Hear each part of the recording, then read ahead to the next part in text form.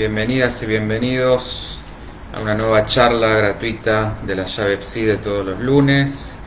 Bueno, nuevamente por aquí, un placer como siempre en este espacio de todos los lunes, donde vamos a tener charlas con distintas temáticas, donde vamos a tener ping pong de preguntas y respuestas con el tema que ustedes propongan, el tema o los temas, donde vamos a tener como hoy grandes mitos. Esta va a ser la primera de una serie de charlas con mitos relacionados con la psicología, donde vamos a tener grandes casos de la psicología o del psicoanálisis y por supuesto la invitación a que participen, que interactúen, que pregunten, que debatan, que cuestionen, que pensemos todos juntos.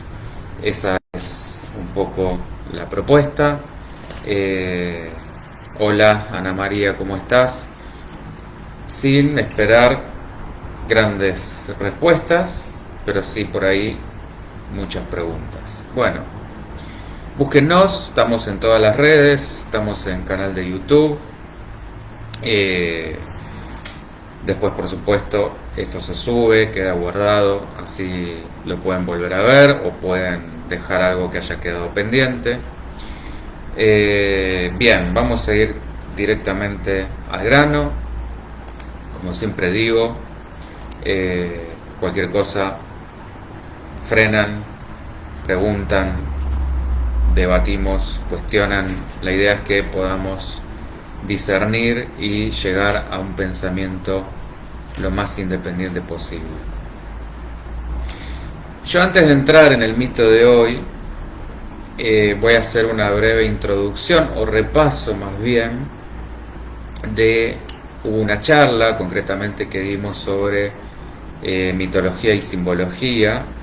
Algunas cuestiones las voy a tomar de esa charla, las voy a repetir, porque creo que está bueno hacer como esta intro que va a ser acorde a repasar algunas cuestiones fundamentales y que nos va a dar el puntapié para así meternos en el terreno de los mitos, más que nada vistos desde una perspectiva psicológica.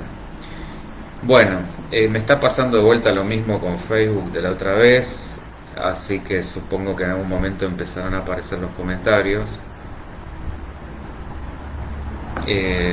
Vamos a chequear por las dudas igual.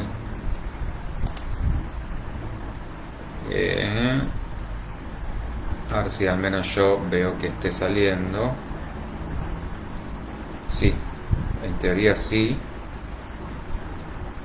Y por ahora me sale ningún comentario. Bueno, nada, supongo que aparecerá en algún momento. Cualquier cosa, si alguien me puede confirmar, porfi, o saludar, agradecidísimo. Bueno, mientras tanto, nada, por Instagram, que sale mucho mejor, por lo menos no demora, la imagen también es mejor y se puede también interactuar por ahí. Bien, vamos a esto que decía, una suerte de breve resumen de aquella charla. Acuérdense que, especialmente para el psicoanálisis, a través de los mitos, las personas, al igual que los sueños, van a satisfacer deseos inconscientes reprimidos. La diferencia va a ser que esto en los sueños está vinculado a un plano individual e inconsciente, y los mitos van a estar, por el contrario, relacionados a un plano social y consciente. La función de los mitos es el equilibrio psicológico a nivel social, porque van a canalizar los deseos y los miedos de esa sociedad. Los mitos son parecidos a los sueños, en tanto ambos van a recurrir al lenguaje simbólico. Esto es lo que veíamos fundamentalmente en aquella charla. Porque la naturaleza, la esencia específica del mito es el símbolo. El mito es el discurso simbólico por excelencia, y ambos representan los modos que encuentra la conciencia arcaica para explicar el mundo. Sociológicamente podemos decir que el mito es un relato tradicional incomprensible, pero que explica y da sentido al mundo. Cuando el ser humano crea a través de la ilusión y la fantasía un relato, deposita ahí parte de su inconsciente. Por eso Freud tomó muchos mitos para dar forma, dar sustento a su teoría. Jung, por su lado, leyó apasionadamente varios libros sobre mitos y empezó a darse cuenta de la relación que había entre la mitología antigua con la psicología de los primitivos. Jung no era un mitólogo en sentido estricto, sino que los mitos le interesaban como medio de sanación psíquica, tanto personal como colectiva. Él intentaba una integración entre el afuera y el adentro, entre lo ancestral y lo moderno, dos partes, consciente e inconsciente, una que no estaba dispuesta a desprenderse de sus orígenes y otra que creía haberlos superado. Como dos tendencias en oposición, una que quiere salir de su antiguo estado y otra que lucha por no olvidarlo. Porque no olvidarlo quiere decir mantenerlo en la conciencia. Por eso, Jung va a decir que Edipo sigue viviendo, recordándonos de alguna manera que desde la época griega hasta el día de hoy han pasado solamente 80 generaciones. Esta es la forma en que se mantienen vivos los mitos.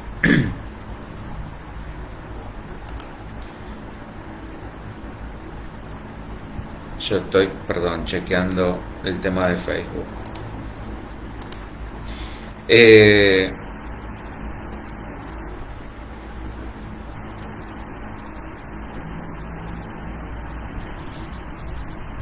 Bien, ahora,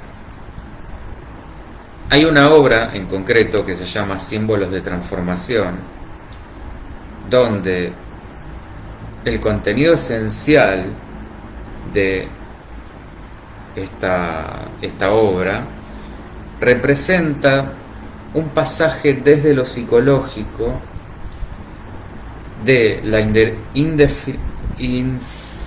indiferenciación, bien digo, infantil a la conciencia adulta. Que Jung esto lo va a llamar proceso de individuación y que se va a condensar en el mito del héroe y los procesos de renacimiento. A través del mito, va a decir Jung, que se nos revelan tendencias de la propia personalidad que todavía o no fueron reconocidas o que en un momento dejan de serlo. Por lo general van a ser tendencias inmorales, que consideramos así, ¿no? Como inmorales, prohibidas o imposibles, y que son fuertemente resistidas por la conciencia.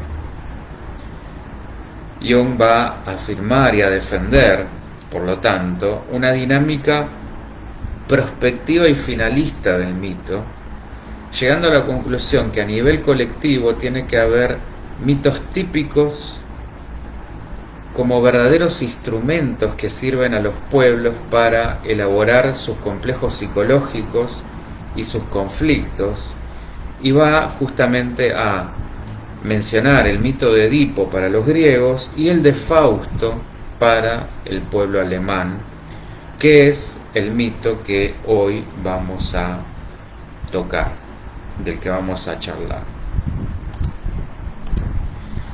Bueno, Facebook no me está queriendo el día de hoy.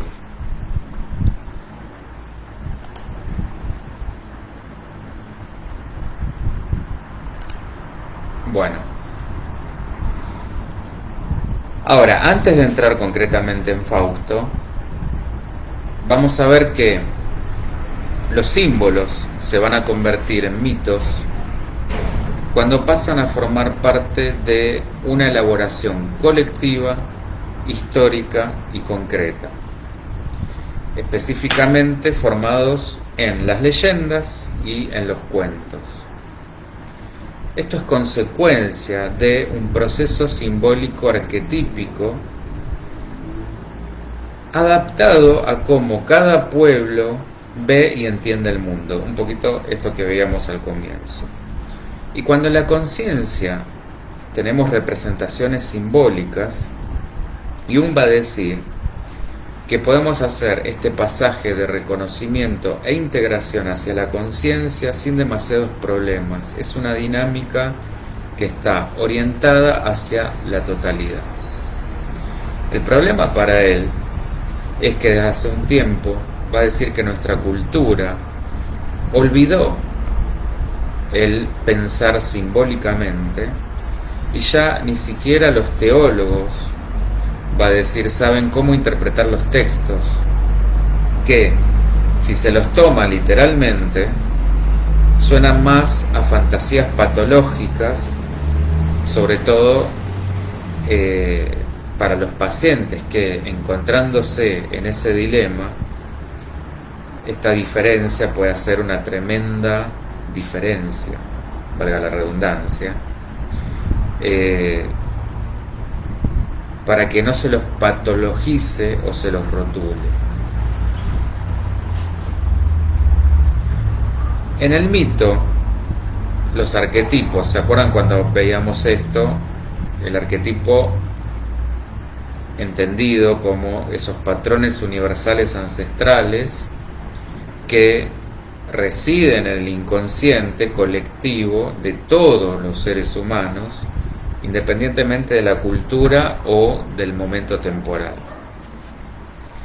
Y van a aparecer en forma simbólica, cuidadosamente construidos, de acuerdo con la visión del mundo de un determinado colectivo humano, dotado de la fuerza dinámica y de los rasgos característicos que le son propios, que son siempre de un carácter contradictorio, luminoso y oscuro, fascinante y temible, todo esto al mismo tiempo.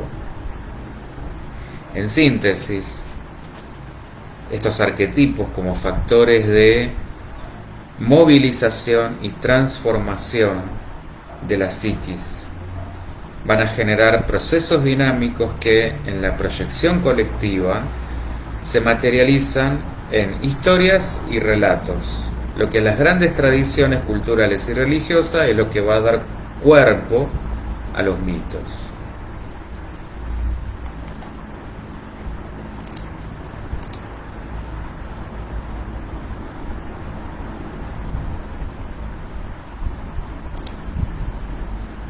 Bien. Para Jung, en definitiva, toda la mitología sería una especie de proyección de lo inconsciente colectivo. Un ejemplo claro de esto es cómo a partir de la observación celeste que se hacía en la antigüedad, hemos creado todo tipo de historias que después fue lo que dio forma a la astrología y la astronomía, al igual que las imágenes de las constelaciones fueron proyectadas en el cielo, otras figuras análogas y otras diferentes fueron proyectadas en las leyendas, los cuentos o sobre personajes históricos. Tenemos entonces dos formas de explorar lo inconsciente colectivo, ¿no? En la mitología o en el análisis individual. A Jung le interesaba la investigación de los mitos porque representan fenómenos psíquicos que descubren la esencia del alma. El hombre primitivo no se satisfacía por contemplar los elementos de la naturaleza. Para él, esto tenía un significado divino. Eran señales que había que saber interpretar porque intuitivamente se las asociaba con expresiones simbólicas de ese drama interior y consciente del alma, un viaje dramático del alma que, a través de la proyección de su reflejo en esos fenómenos de la naturaleza, se volvía de alguna manera accesible para la conciencia. El alma, de hecho, tiene todas esas imágenes de las que surgieron los mitos, y ahí es donde nuestro trabajito difícil es transformarnos nosotros mismos para acceder a esas imágenes y poder comprenderlas. Bien, bueno, qué bronca esto de que no me estén llegando los comentarios porque no podemos interactuar. Me da mucha pena.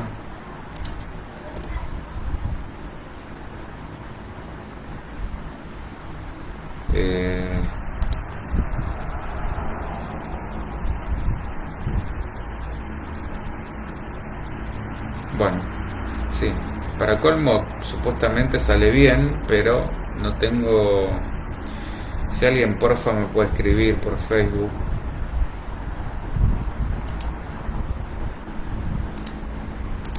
Bueno, hecho todo este compendio, que espero que haya recordado a qué vamos cuando hablamos de la cuestión mito, la cuestión del lenguaje simbólico,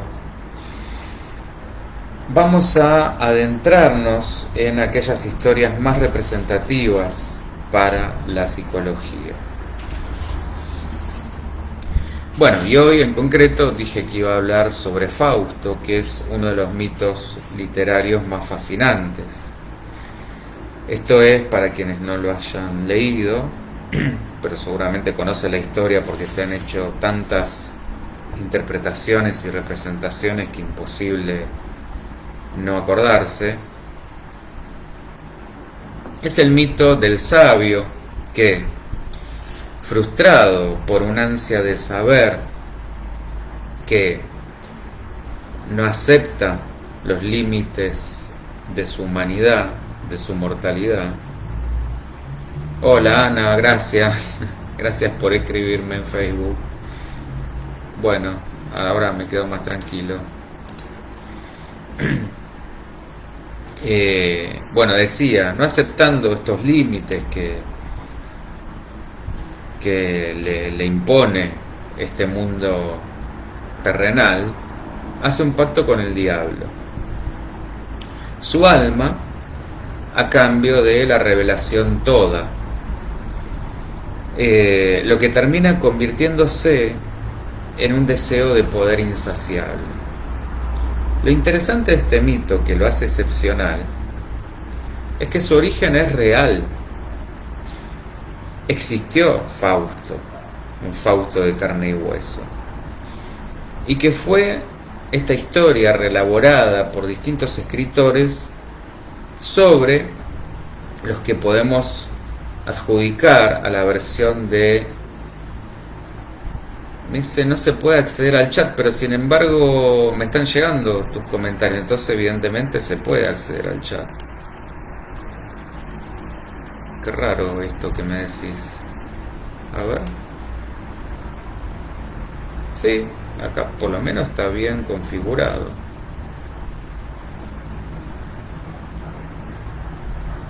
Bueno, no sé.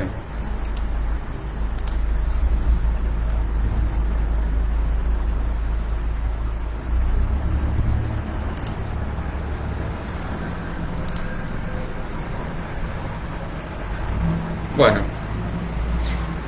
decía la versión de Goethe como la más importante. El origen nos va a remontar a la Alemania del siglo XVI, esto es, entre el final del medioevo y el origen del Renacimiento, el alemán concretamente, no el italiano. Y este Fausto era un doctor, un sabio de esos tiempos, que hoy veríamos como un intelectual. En aquel entonces se hacían llamar filósofos naturales, ya que se proponían descubrir los secretos de la naturaleza y el universo como nadie lo había hecho, esto es, más allá de los dogmas religiosos. Está rarísimo, me dice Ana María. Bueno, no sé qué estará raro, che.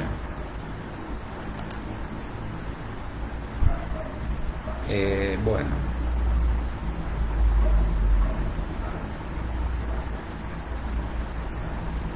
No sé.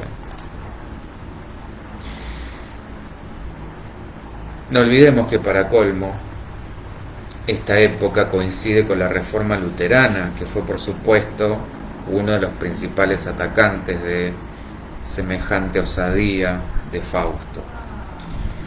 Este Fausto real nació con el nombre de George, que fue después llamado Johann, y vivió entre 1480 y 1540.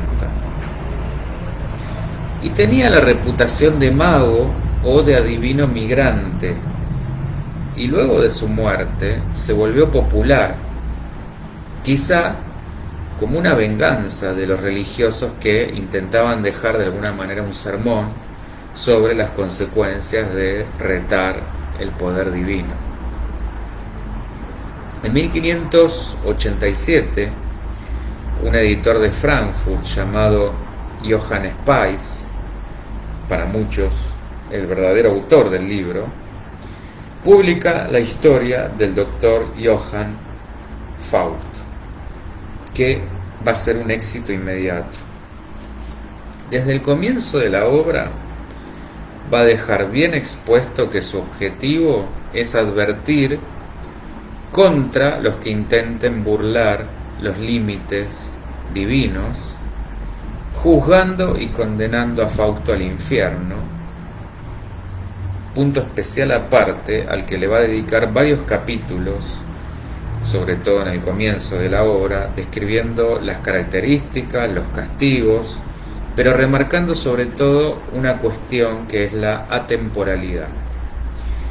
El infierno es para siempre. Fausto queda marcado, y este es otro aspecto muy simbólico,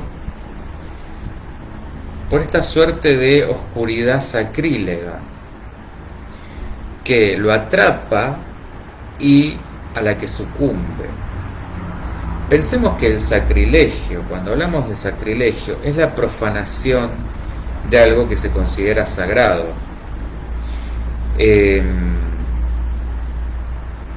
Especialmente cuando el profanador conoce el valor sagrado de aquello que está profanando.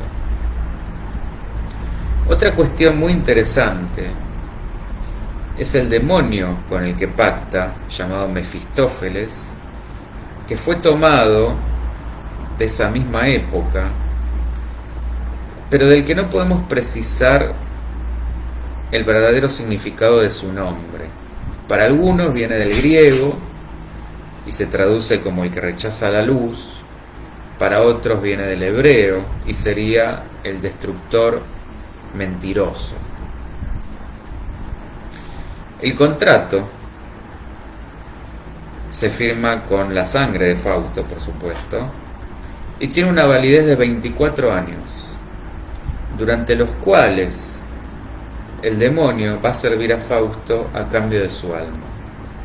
Hasta acá, salvo esto de los 24, que simbólicamente es un tema también para pensar. Durante esos 24 años, Fausto se dedica a cometer todo tipo de pecados.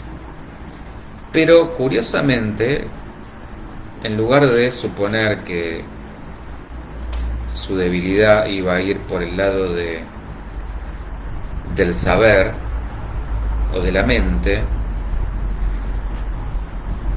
va por el lado de la lujuria la cuestión, compartiendo su cama con toda clase de súcubos, se hace pasar por Mahoma para disfrutar del harén del sultán de Constantinopla, tiene un hijo en su último año de vida con Helena de Troya.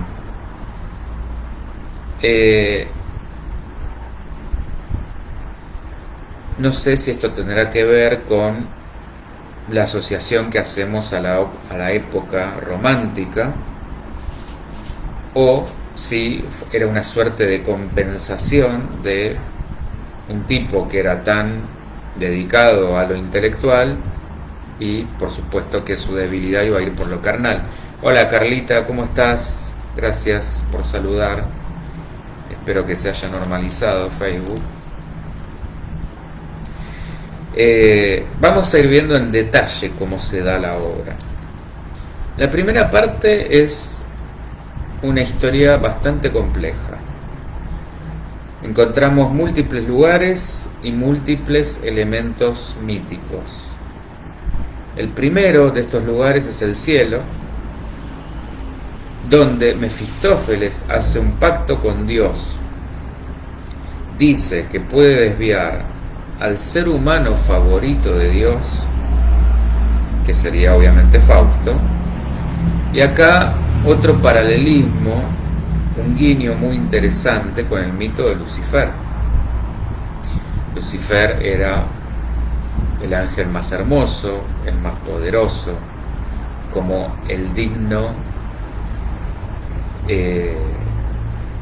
hijo, el más preciado por Dios, y el que termina envidiando todo su poder y rebelándose. Bueno, el trato va a ser que si durante el tiempo que Mefistófeles esté sirviendo a Fausto, quedara complacido por algo, alguna cuestión que él le pudiera dar, al punto de querer prolongar ese momento por toda la eternidad, instantáneamente Fausto iba a morir en ese preciso momento. En la segunda parte, Fausto despierta en un mundo totalmente mágico, con episodios independientes que cada uno va a tener su propia temática. Y acá lo llamativo es que Fausto viaja en el tiempo y en el espacio. Va a ayudar al emperador de Alemania a solucionar los problemas económicos. Es testigo de una fiesta con todo tipo de criaturas fantásticas, donde hay grifos, ninfas, sirenas, etc. Es encantado por el fantasma de Helena, la sigue a Helena a la edad antigua y con ella tiene un hijo que muere al tratar de volar, como le pasó a Ícaro. Este es otro mito, entre paréntesis, del cual ya vamos a hablar. Helena se sumerge en el abismo, la oscuridad, las tinieblas, con su hijo, y deja nuevamente a Fausto solo. Esto es una recurrencia que se va dando, porque en toda la primera parte, sus amoríos, y especialmente uno, el más importante, del que vamos a hablar en un ratito, terminan muertos. En otra parte vuelve con el emperador, gana una batalla crucial donde puede unificar el imperio. A cambio recibe tierras en la costa, donde vuelve de alguna manera, sin proponérselo, a terminar afectando y destruyendo otras vidas. Y muere al encontrar un lugar donde le gustaría vivir en paz para siempre. Al final, Fausto termina yendo al cielo aún habiendo perdido la apuesta. Y acá tenemos otra cuestión para pensar. Los ángeles, al final del quinto acto, declaran a modo de epitafio: a quien siempre se esfuerza con trabajo podemos rescatar y redimir. Esto es lo que dicen. Esta sería como la moraleja. Y no tiene desperdicio porque deja todo tipo de interrogantes, donde la condenación parecería no ser tan definitiva, tan eterna, ni tan insalvable, y que a pesar de todo puede haber redención incluso para Fausto. Porfa, preguntas, dudas, comentarios, lo que ustedes quieran.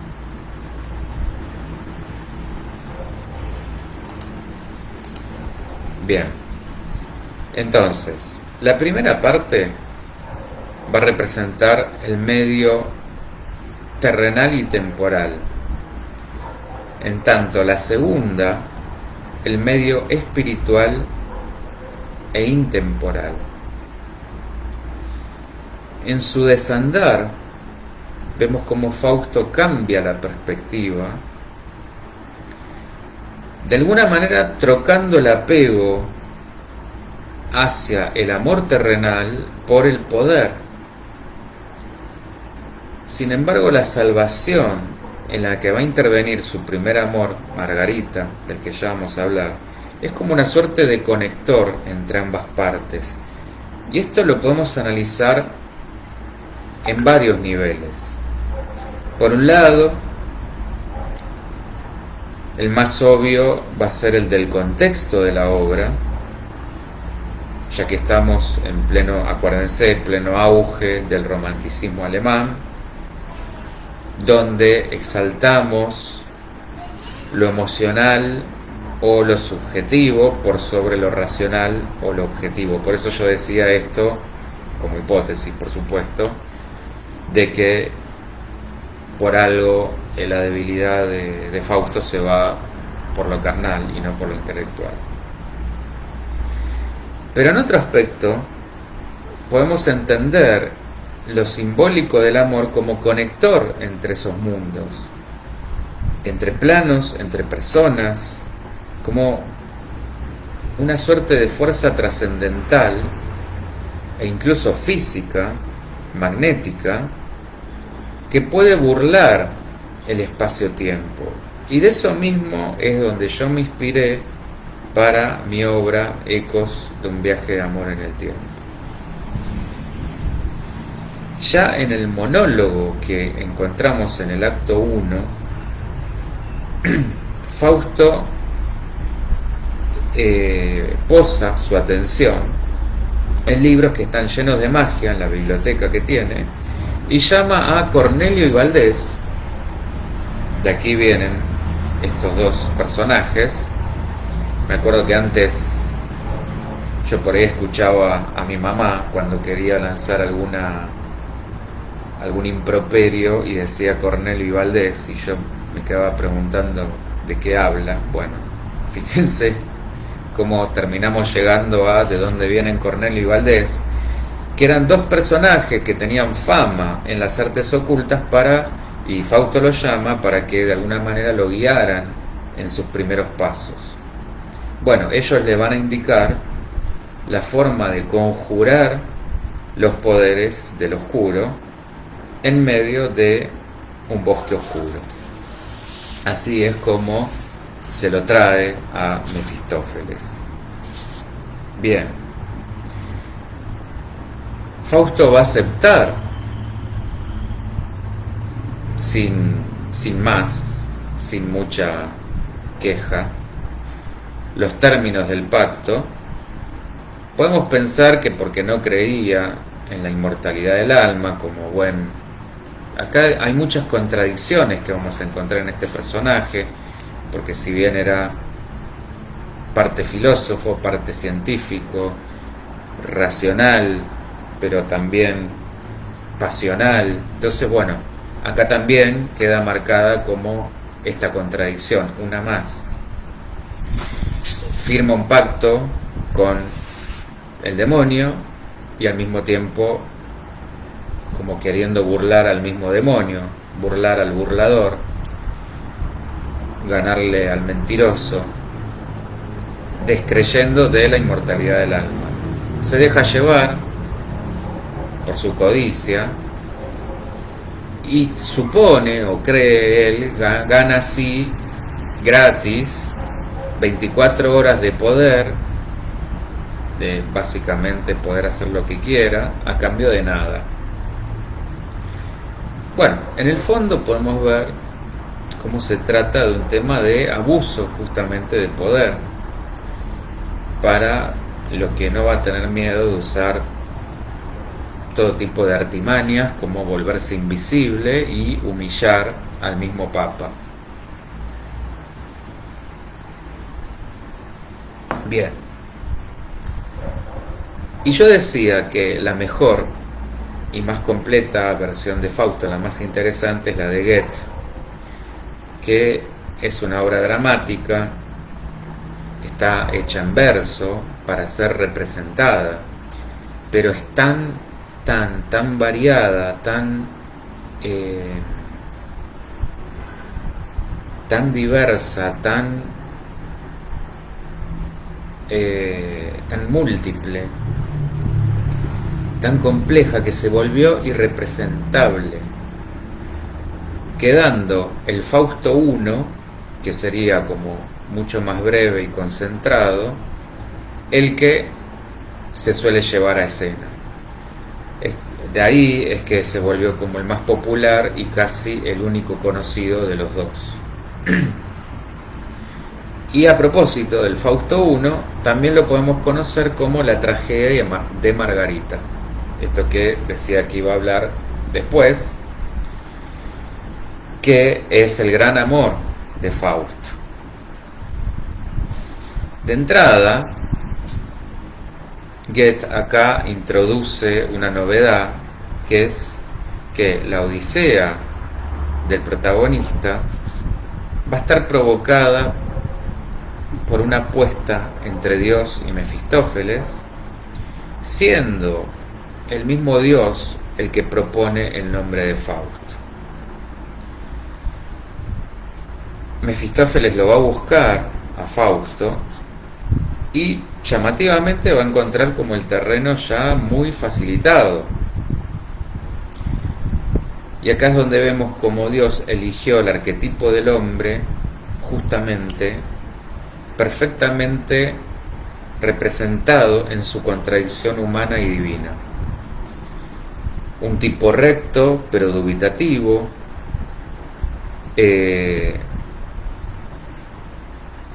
entre otras contradicciones que ya vamos a ver. Y Fausto toma la apuesta, esto que decíamos, más como una prueba personal, como hasta una cuestión de orgullo, de jactanciarse, que por la búsqueda del saber divino. Por eso, desde el primer instante, el deseo de Fausto va a transcurrir por los placeres sensuales, aparte de lo que hipotetizábamos antes, más que por los saberes divinos. Incluso para esto se atreve a beber la pócima de una bruja que lo rejuvenece, y así conoce a Margarita. Margarita, por supuesto, era una mujer muy bella, sobre la cual creía tener ninguna chance si no rejuvenecía. Bueno, y entre ellos lo que se va a dar es una novela sin desperdicio dentro de la obra, con el esperable final trágico para ambos, pero especialmente para ella. Fausto, que estaba profundamente enamorado, le pide a Mefistófeles ayuda para conquistarla. Mefistófeles se niega y justifica, fíjense, esto también es muy interesante, justifica en que Margarita es una persona libre de pecado y por ende no tiene ningún poder sobre ella. Para que lo pensemos. ¿Qué querría decir esto de libre de pecado? Bueno, podríamos pensar en una persona congruente, coherente consigo mismo, equilibrada, armoniosa. Siempre esto que hablamos de ni la demasía ni la carencia, con lo cual este demonio no tenía acceso, no había por donde pudiera tentarla.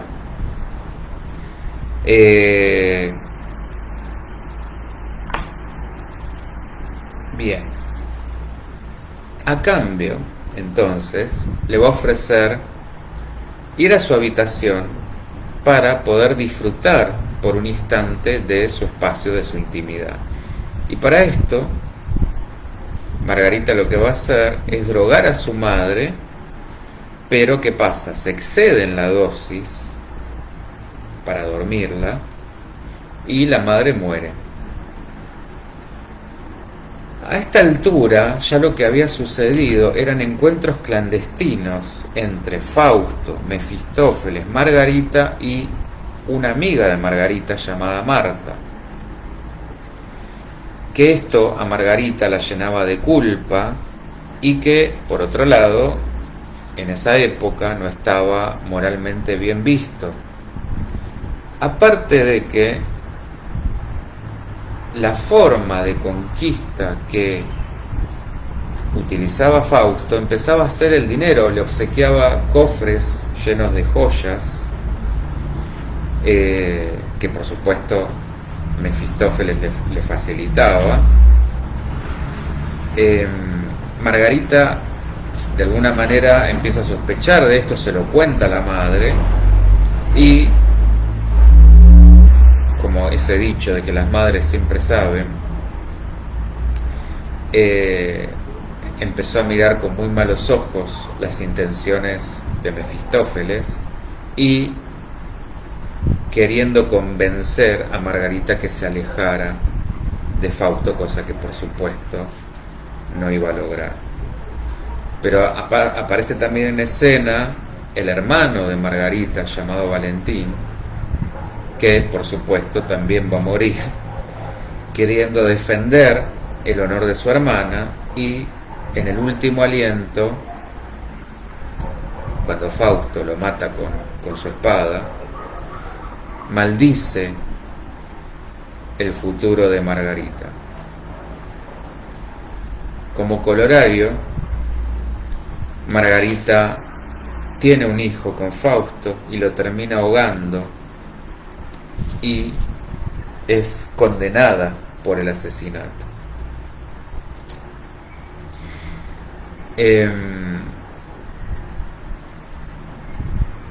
Y lo ahoga justamente por toda esta cuestión de lo ilegítimo de este vínculo.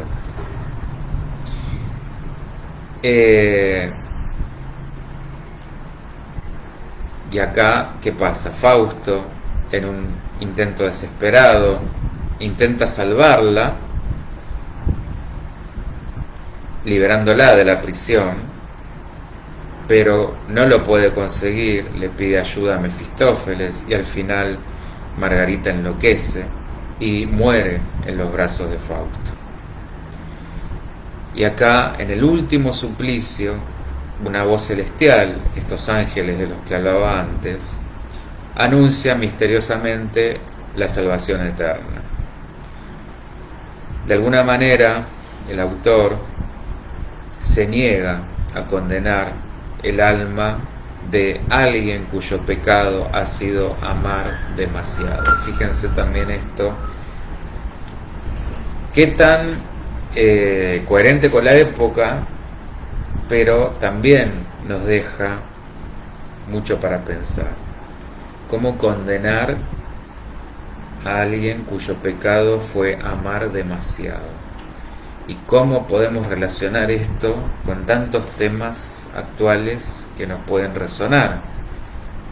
Bueno, tantas parejas que justamente en su excusa de amar demasiado terminan cometiendo todo tipo de atrocidades. El Fausto II, la segunda parte, simboliza el paseo del personaje por el mito mismo para satisfacer lo imposible. ¿Qué sería esto? Nos deja pensando el tema de la quietud, y acá ya nos metemos otra vez con la cuestión de la muerte. ¿Por qué?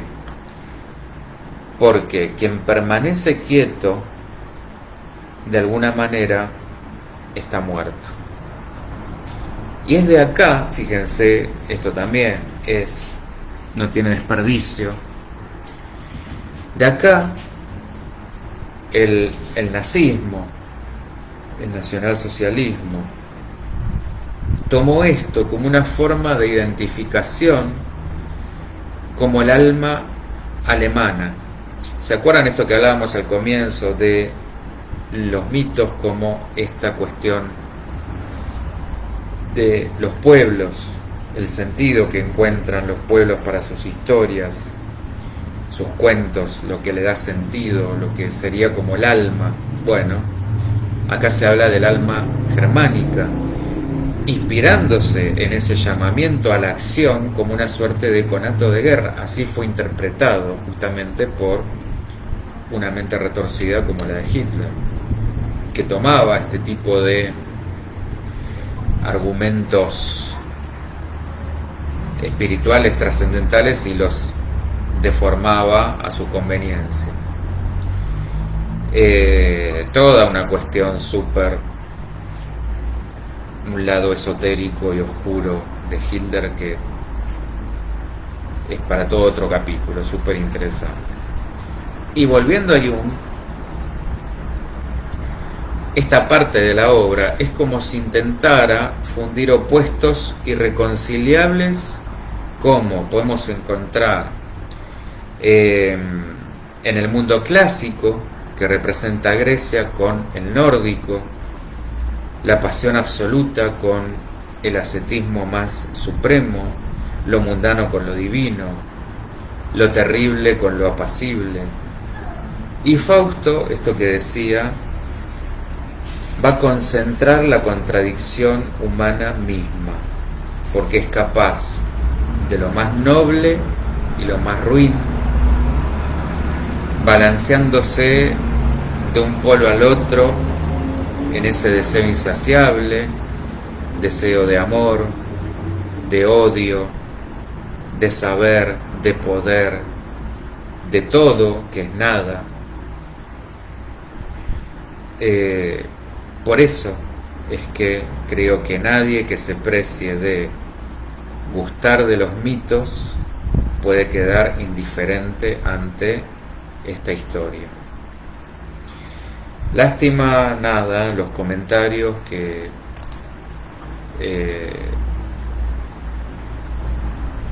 no sé, seguramente me habré perdido unos cuantos. Pero bueno, esto es como queda, pueden dejar igual después más tarde. Yo quería cerrar la charla que pensemos que el final el que le da Goethe no se corresponde con el del mito original, porque la salvación que hace del alma de Fausto, por ahí Carla, Fausto no puede unir su estado binario. Claro, pero de alguna manera, esto que iba a decir, parecería que el autor, con esa redención, quiso dejar una pizca de esperanza frente a los límites del dolor humano, del espacio y del tiempo terrenal. Como dejarnos justamente esta idea de que a pesar de que podamos irnos a un extremo, existe la posibilidad de redimirnos. ¿Y qué nos puede salvar? En definitiva, el amor. Eso me pareció como interesante, como el amor no, por supuesto, apegado ni personificado, sino como esta suerte de fuerza trascendental capaz de vencer los límites que justamente quería o intentaba vencer Fausto con su pacto demoníaco, y cómo encontró una manera que no fuera la trampa, el atajo o el abuso de poder, sino el difícil y trabajoso camino de conocerse y amarse para poder amar y ser amado. Bien, la idea de este tipo de historias es que justamente podamos encontrar desde dónde se inspiraron y qué mensaje nos están queriendo decir, porque a partir de estas historias es que hemos creado el mundo, es que el mundo ha venido a ser. Todo partió de un mito, en definitiva somos un mito. Carla, a pesar de las adversidades siempre hay voluntad del trabajo amoroso. Exacto, y es lo que nos puede salvar, vencer esto de la idea de la eternidad, ya sea en cualquiera de sus formas, tanto cielo como infierno. Y decía esto de que en definitiva somos un mito, somos una construcción de una historia que alguna vez alguien contó. Quizás podemos pensar en que somos el cuento de un sueño divino. Bueno, de alguna manera podríamos pensar que esas páginas pueden estar escritas, pero que también está en nosotros, así como pasó con Fausto, poder torcer esa historia, poder darle una nueva, poder crear una nueva historia paralela, poder torcer la historia. ¿Estamos? Bien. Nada, dejen todo lo que pueda surgir, si es que surge algo, y por supuesto iremos tocando los mitos e historias, cuentos, fábulas más interesantes, a las que más jugo le podamos sacar, que tengan relación con lo que nos ha venido pasando, porque este tipo de historias, en la medida en que no aprendamos de verdad de ellas, siempre se van a repetir, y somos expertos en no aprender y repetir. ¿Está? Bueno, nos estaremos viendo la semana que viene a la misma hora con otra temática, seguramente ya con casos famosos de la psicología. Si quieren, dejen, propongan lo que ustedes quieran, para eso es este espacio y este canal. ¿Estamos? Bueno, un gusto, como siempre. Lástima lo de Facebook, no sé qué le pasa, espero que se normalice pronto. Pero bueno, nada, espero volver a encontrarnos la semana que viene. Un placer, nos estamos volviendo a ver. Chau, chau.